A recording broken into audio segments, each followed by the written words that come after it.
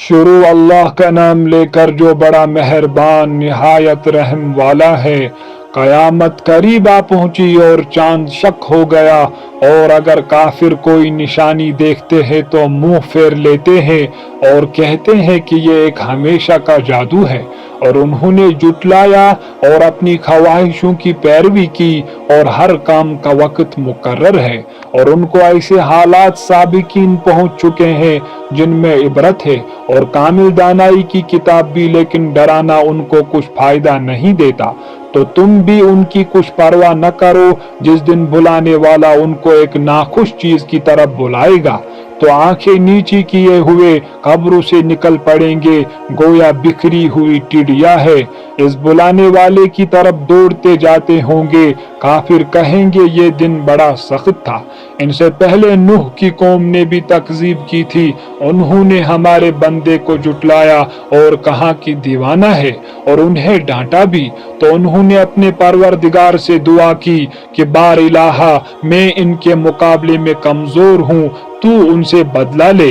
پس ہم نے زور کے مینا سے آسمان کے دہانے کھول دیے اور زمین میں چشمے جاری کر دیے، تو پانی ایک کام کے لیے جو مقدر ہو چکا تھا جمع ہو گیا، اور ہم نے نوح کو ایک کشتی پر جو تختوں اور میخوں سے تیار کی گئی تھی سوار کر لیا، وہ ہماری آنکھوں کے سامنے چلتی تھی۔ یہ سب کچھ اس شخص کے انتقام کے لیے کیا گیا جس کو کافر مانتے نہ تھے، اور ہم نے اس کو ایک عبرت بنا چھوڑا، تو کوئی ہے کہ سوچے سمجھے۔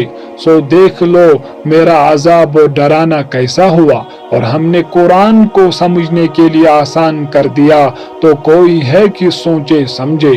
قوم عاد نے بھی تکذیب کی تھی، سو دیکھ لو میرا عذاب اور ڈرانا کیسا ہوا۔ ہم نے ان پر سخت منحوس دن میں آندھی چلائی، وہ لوگوں کو اس طرح اکھیڑے ڈالتی تھی گویا اکھڑی ہوئی کھجوروں کے تنے ہیں۔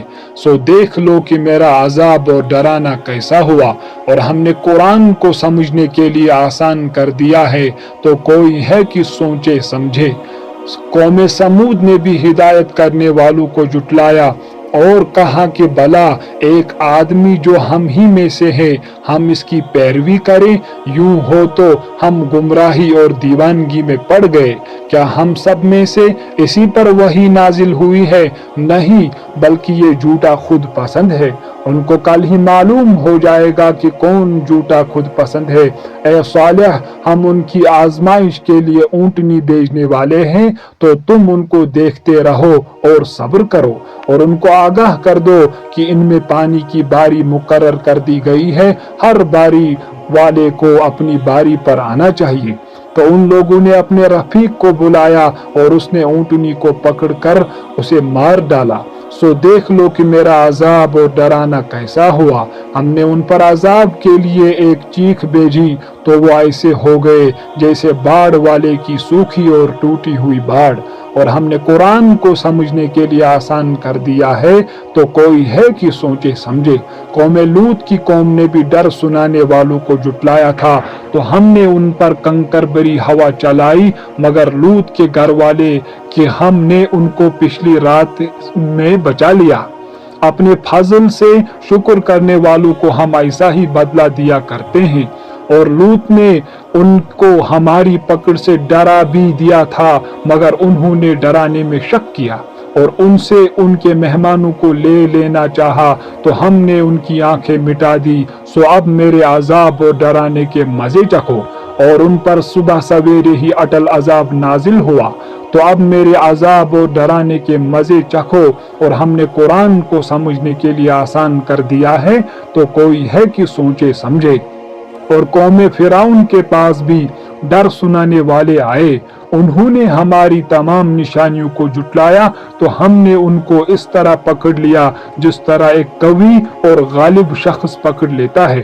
اے اہل عرب، کیا تمہارے کافر ان لوگوں سے بہتر ہیں، یا تمہارے لیے پہلی کتابوں میں کوئی فارغ خطی لکھ دی گئی ہے؟ کیا یہ لوگ کہتے ہیں کہ ہماری جماعت بڑی مضبوط ہے؟ ان قریب یہ جماعت شکست کھائے گی اور یہ لوگ پیٹ پھیر کر بھاگ جائیں گے۔ ان کے وعدے کا وقت تو قیامت ہے، اور قیامت بڑی سخت اور بہت تلخ ہے۔ بے شک گنہگار لوگ گمراہی اور دیوانگی میں مبتلا ہے۔ اس روز منہ کے بل دوزخ میں گھسیٹے جائیں گے، اب آگ کا مزہ چکھو۔ ہم نے ہر چیز اندازہ مقرر کے ساتھ پیدا کی ہے، اور ہمارا حکم تو آنکھ کے جھپکنے کی طرح ایک بات ہوتی ہے، اور ہم تمہارے ہم مذہبوں کو ہلاک کر چکے ہیں، تو کوئی ہے کہ سوچے سمجھے۔ اور جو کچھ انہوں نے کیا ان کے اعمال ناموں میں درج ہے، یعنی ہر چھوٹا اور بڑا کام لکھ دیا گیا ہے۔ جو پرہیزگار ہیں وہ باغوں اور نہروں میں ہوں گے، یعنی پاک مقام میں، ہر طرح کی قدرت رکھنے والے بادشاہ کی بارگاہ میں۔